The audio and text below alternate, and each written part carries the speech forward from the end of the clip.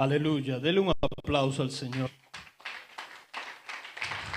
Dios es bueno y para siempre es su misericordia. Amén. Amén. No sé si antes de empezar, tengo una noticia, no sé si se enteraron ah, con respecto a todo lo que está pasando alrededor del mundo, lo que está pasando en el país, el clima, las guerras, rumores de guerra. Cristo viene. Okay, no sé si me escucharon. Cristo viene. No es una fábula, no es un mito, no es una leyenda. Cristo viene. Ya casi es tiempo de que la trompeta suene, ya casi es tiempo de que volvamos a casa. Amén. Amén. Me toca hablar de Felipe. Interesante la vida de Felipe.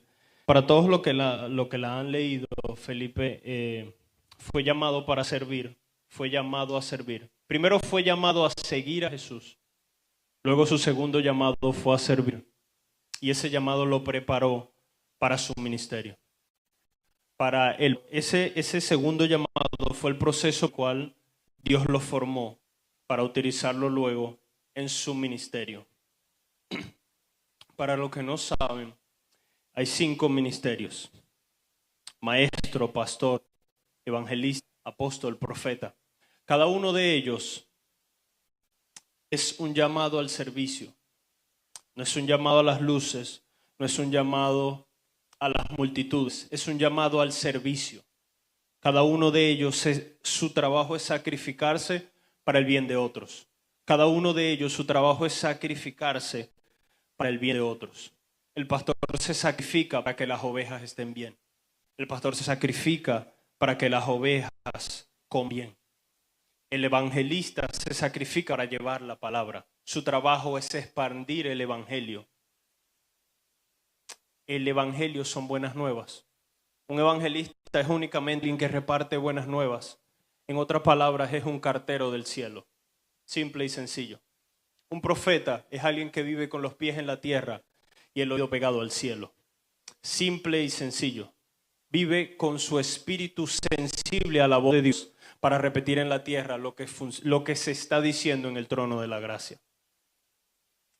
Entonces, quiero entrar en Felipe. Quiero hablar de su nombre, el significado de su nombre. Dice Felipe, la palabra Felipe proviene del latín, Philippus, y a su vez del griego, Filipos, que es una conjunción de dos palabras. Filo, que significa amor, y hipos, que es caballo. So, Felipe significa amador de caballos o el que ama los caballos. ¿Ok? Hay otra traducción, otro significado del nombre que significa guerrero. Pero el que más se apega a la traducción es este que dice amado de caballos. ¿Ok? Quiero repasar un poco las características de las cuales hablamos la semana pasada con el pastor. Hablamos que ellos dijeron en Hechos 6, capítulo 3, buscad pues, hermanos, de entre vosotros a 7 varones de buen testimonio, llenos del Espíritu Santo, de sabiduría, a quienes encarguemos este trabajo. La primera característica era de buen testimonio. Repita conmigo, buen testimonio. El testimonio se gana entre los hermanos. Mientras los hermanos hablan bien de ti, eso te da un buen testimonio, de acuerdo a tus acciones, de acuerdo a tus actos. El buen testimonio es bendecir a alguien, hablar bien de alguien. Bendecir es hablar bien, decir bien. Cuando le decimos a alguien Dios te bendiga, le estamos diciendo que Dios hable bien de ti en el cielo, porque su palabra es vida. Y si Él habla bien de ti en el cielo, en la tierra se cumple lo que Él está hablando. Dios te bendiga, que Él hable bien de ti. ¿Ok? El segundo,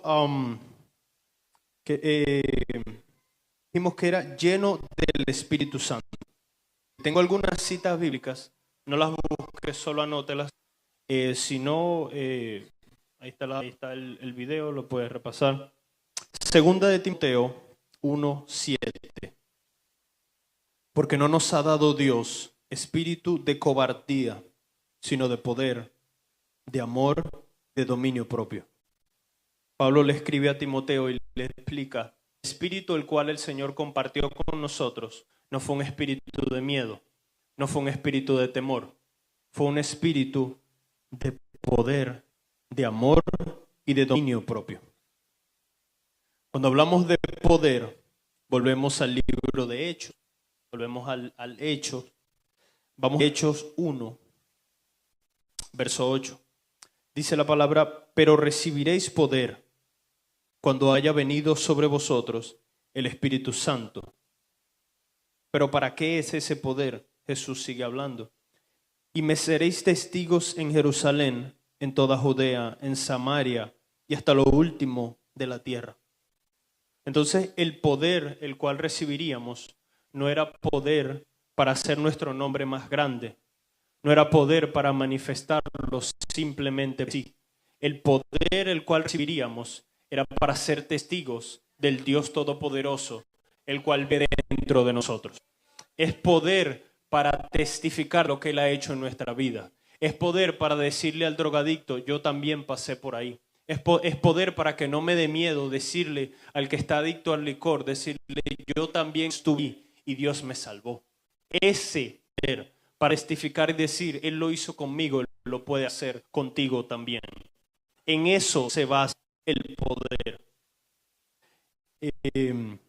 Dice también llenos de amor. En Primera de Juan 4:8 dice: el que no ama no ha conocido a Dios, porque Dios es amor. El amor es el fruto del Espíritu.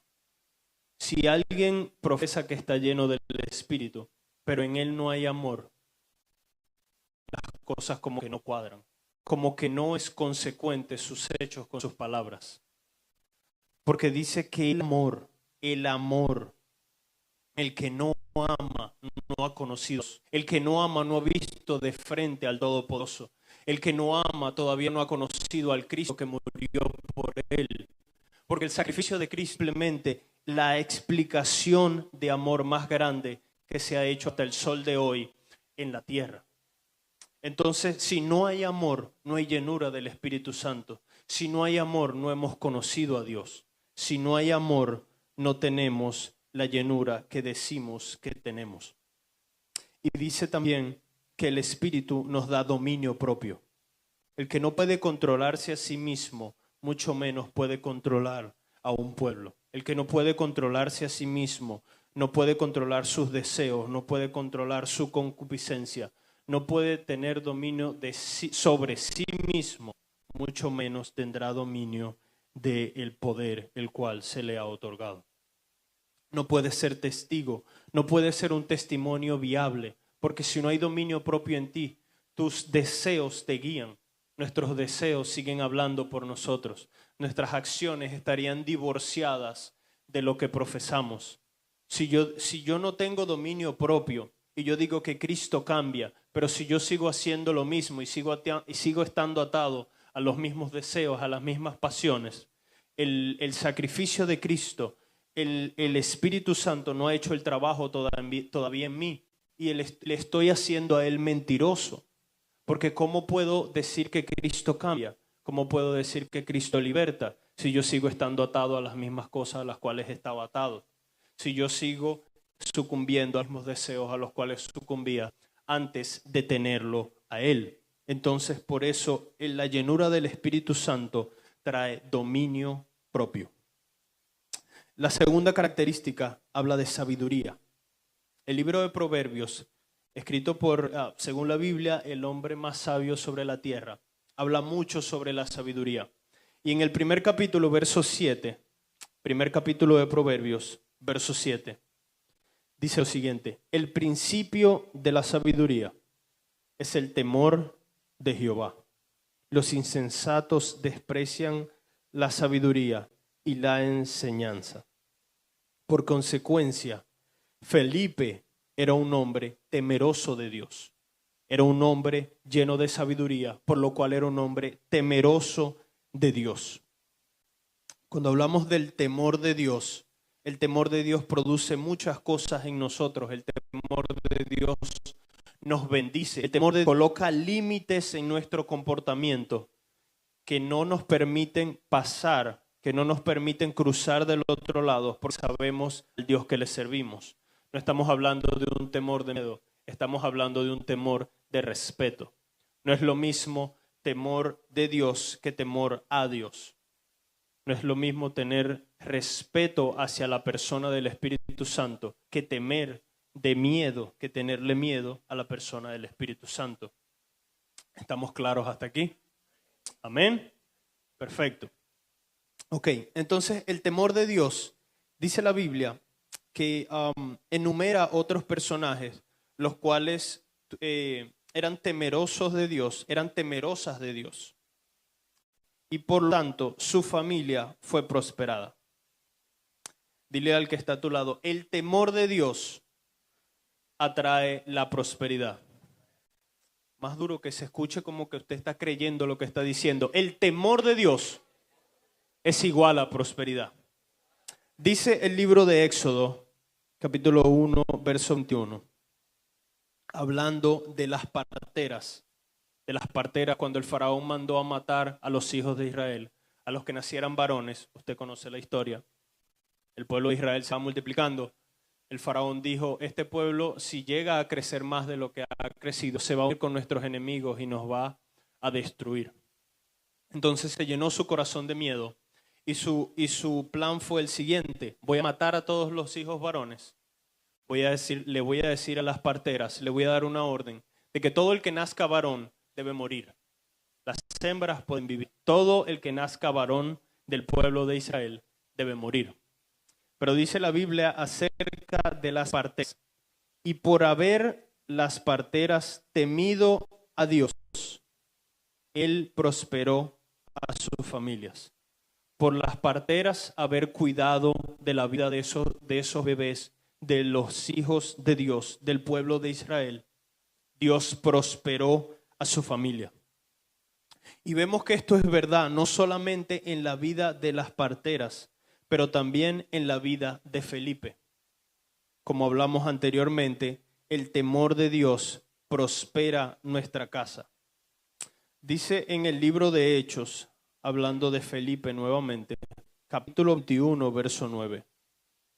Dice que Felipe tenía 4 hijas. Las 4 eran doncellas. Y da una característica más interesante acerca de sus hijas. Dice que las 4 profetizaban. Entonces me dice la Biblia que el temor de Dios no solo bendice a mi familia, pero el temor de Dios atrae su presencia a mi casa. El temor de Dios atrajo la voz de Dios a la casa de Felipe. Bendito sea el Señor. También habla la palabra que era un hombre de buen testimonio, que sus hermanos hablaban bien de él. Como hablamos anteriormente, hablar bien de alguien es igual a bendecir, es igual a hablar bien, es igual a dar buen testimonio de esa persona. Pero hay otras características de Felipe que quiero resaltar, que pude ver en lo largo de la historia en el capítulo 8 de Hechos, cuando habla de él. Dice que era un hombre obediente. ¿Por qué era obediente? Aunque la Biblia no lo resalta de su obediencia. Dice en el verso 26 del capítulo 8. Un ángel del Señor habló a Felipe diciendo: levántate y ve hacia el sur, por el camino que desciende a Jerusalén, de Jerusalén a Gaza, el cual es desierto. Entonces, aquí entra la obediencia. Entonces él se levantó y fue. Y sucedió que un etíope eunuco, funcionario de Candace, la reina de los etíopes, el cual estaba sobre todos sus tesoros y había venido a Jerusalén para adorar. La obediencia se nota aquí en Felipe porque no pestañeó 2 veces, no hizo 2 veces en oír la voz de Dios, ponerse de pie y a accionar en lo que el Señor le había dicho. ¿Y cuál fue el resultado de esta acción en la vida de Felipe?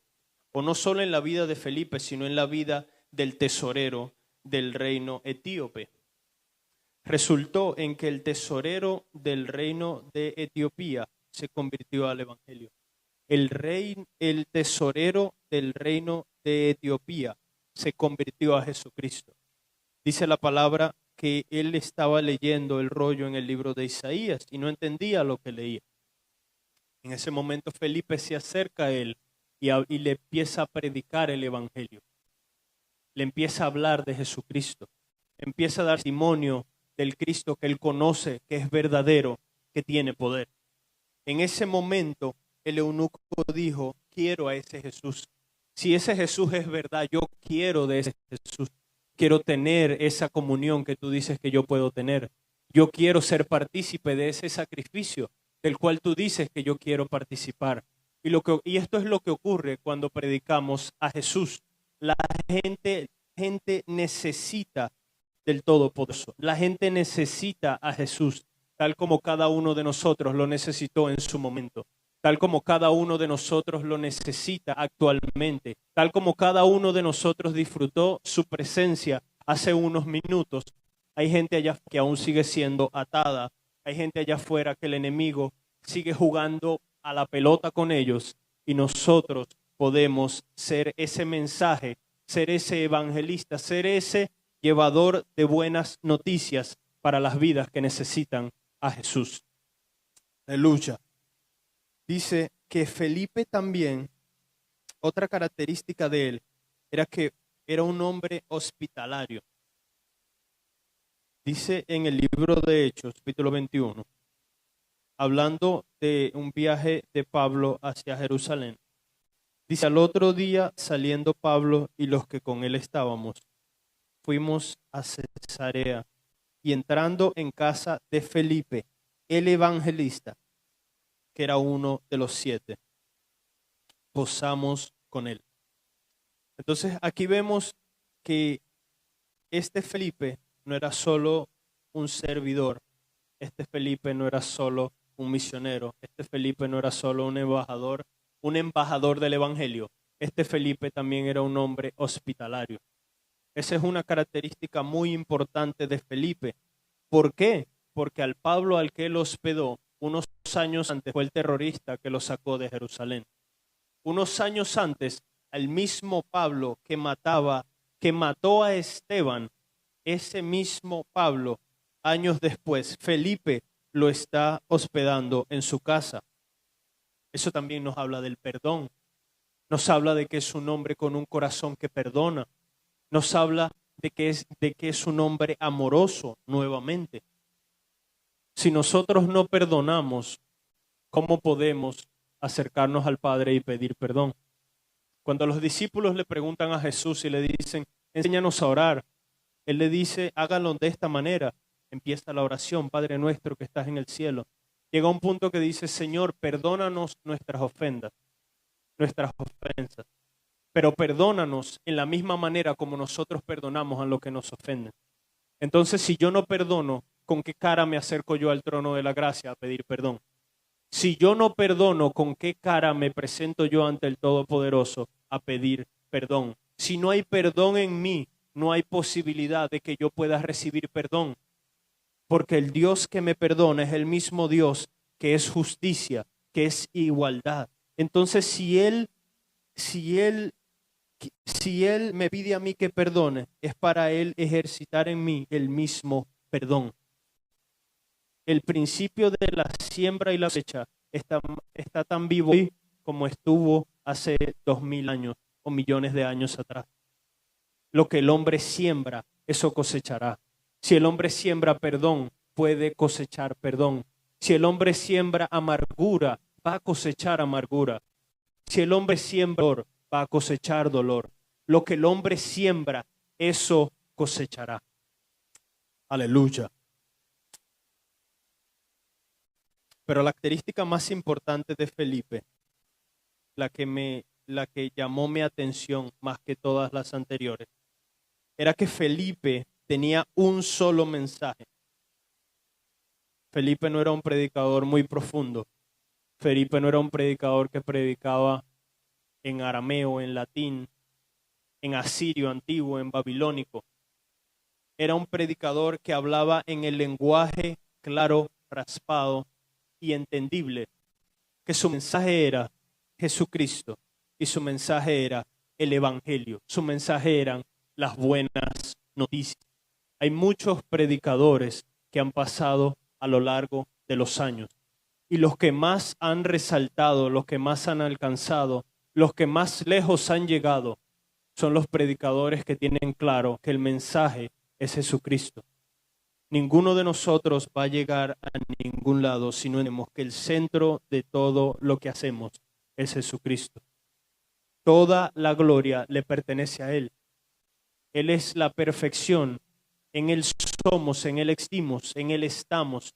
Él sostiene todo lo que existe. Si no entendemos que Jesucristo es el centro de nuestras vidas, la tenemos muy difícil. Si no entendemos que Jesucristo es el centro de nuestro mensaje, la tenemos muy difícil. Porque no predicamos un evangelio de prosperidad, aunque Cristo nos prospera. Porque planes de bien y no de mal tiene Él para con nuestra vida. Pero el evangelio sigue siendo Cristo salva, Cristo liberta. El evangelio sigue siendo el mismo evangelio. Las buenas noticias de salvación. Las buenas noticias de salvación. No necesitamos un mensaje muy elocuente. No necesitamos un mensaje muy bien preparado. Necesitamos que de nuestra boca salga Cristo salva, Cristo liberta. Y Él lo hizo conmigo y lo puede hacer contigo. Aleluya. En una de las prédicas de Felipe en Samaria ocurrió lo siguiente.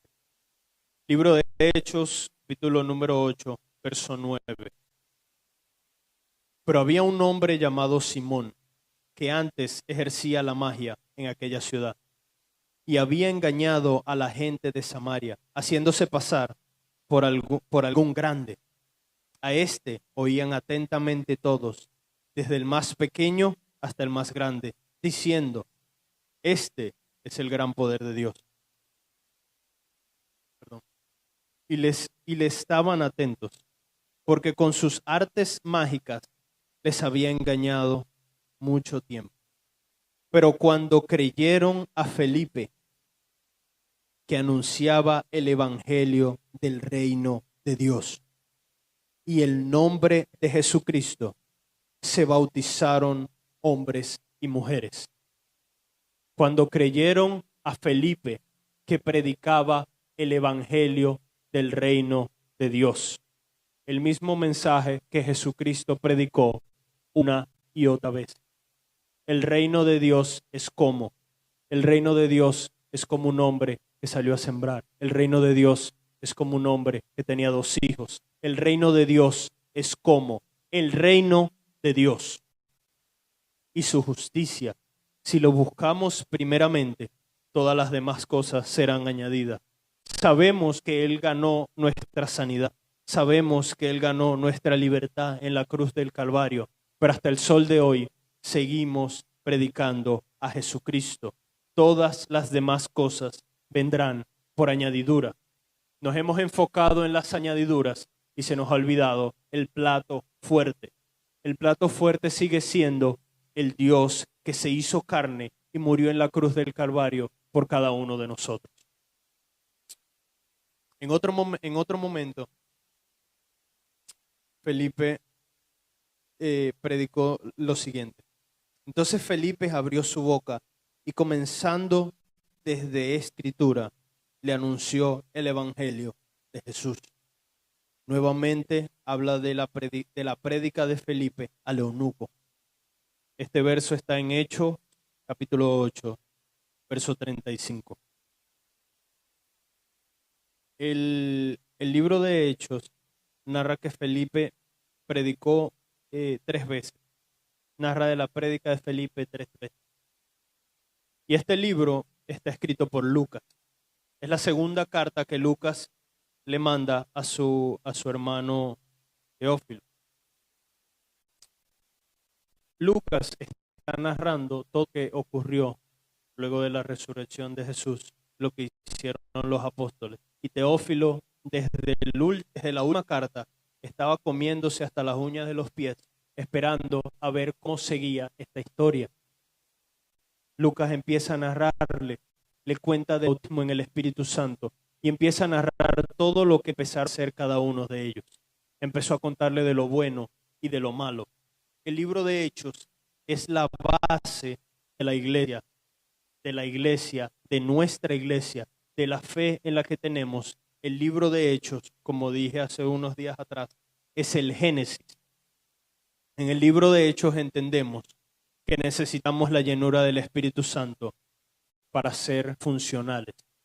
Entendemos que necesitamos ser llenos del Espíritu Santo para ser funcionales.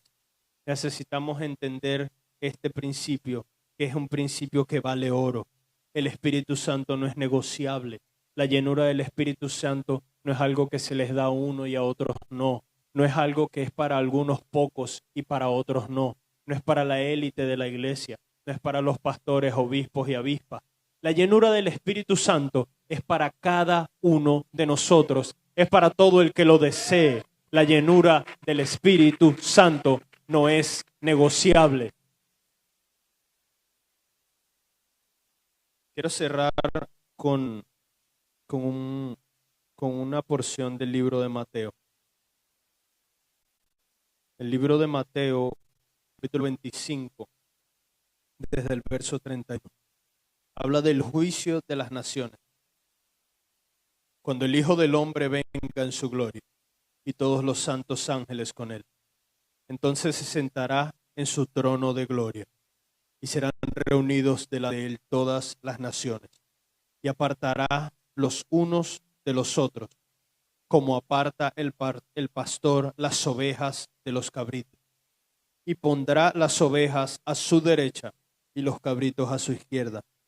Entonces el rey dirá a los de su derecha: venid, benditos de mi Padre, heredad el reino preparado para vosotros desde la fundación del mundo. Porque tuve hambre y me disteis de comer, tuve sed y me disteis de beber, fui forastero y me recogiste, estuve desnudo y me cubriste, enfermo y me visitaste, en la cárcel y viniste a mí. Entonces los justos le respondieron diciendo: Señor, ¿cuándo te vimos hambriento y te sustentamos, o sediento y te dimos de beber? ¿Y cuándo te vimos forastero y te recogimos, o desnudo y te cubrimos? ¿O cuándo te vimos enfermo o en la cárcel y vinimos a ti? Y respondiendo el rey les dirá: de cierto os digo, que en cuanto lo hiciste con uno de estos mis hermanos más pequeños, a mí lo hiciste. Mis amados, el nombre de la fe la que tenemos es que Cristo murió, resucitó y fue al cielo, a la diestra del Padre, a interceder por cada uno de nosotros. Pero antes de irse, antes de morir, antes de que su cuerpo fuese glorificado y resucitado, Él firmó su carta de despedida de la siguiente manera. Estaban en la cena y le dijo a los apóstoles, tomó una toalla, tomó una ponchera, un tobo, una cubeta, la llenó de agua y les dijo: muchachos, déjenme lavar sus pies. Pedro se molestó. Pedro dijo: Señor, ¿cómo es posible que yo deje que tú laves mis pies? Si tú eres el Cristo, si tú eres a quien esperamos por todo este tiempo, si tú eres el elegido, el ungido de Dios, ¿cómo voy a dejar yo, un hombre pecador, que tú laves mis pies? Y la respuesta de Cristo me parece algo parecido a esto. Pedro, si no permites que yo lo haga, no puedes heredar conmigo. Porque es que si no permites que yo lo haga, ¿cómo te enseño que toda la demostración de poder que viste hasta hoy se cierra con el servicio? Toda la demostración de poder que viste hasta este momento se firma con el servicio. Todo lo que hice hasta este momento se resume al servicio. El pastor es un servidor. Los ujieres son servidores. Los maestros son servidores. Los evangelistas son servidores. Cada uno de nosotros somos servidores, preparados para este tiempo, para la gloria del Todopoderoso. Tenemos que entender que somos servidores. Nada de lo que hacemos es para nuestra gloria. Nosotros somos, en una manera, somos el sacrificio de los que están afuera. Porque nosotros ya conocemos al Todopoderoso. Ya nosotros tenemos la verdad. Ya la luz se nos fue revelada. Nuestro trabajo es llevar esa luz a los que no los tienen. Ponte de pie, iglesia, y dale un aplauso al Señor.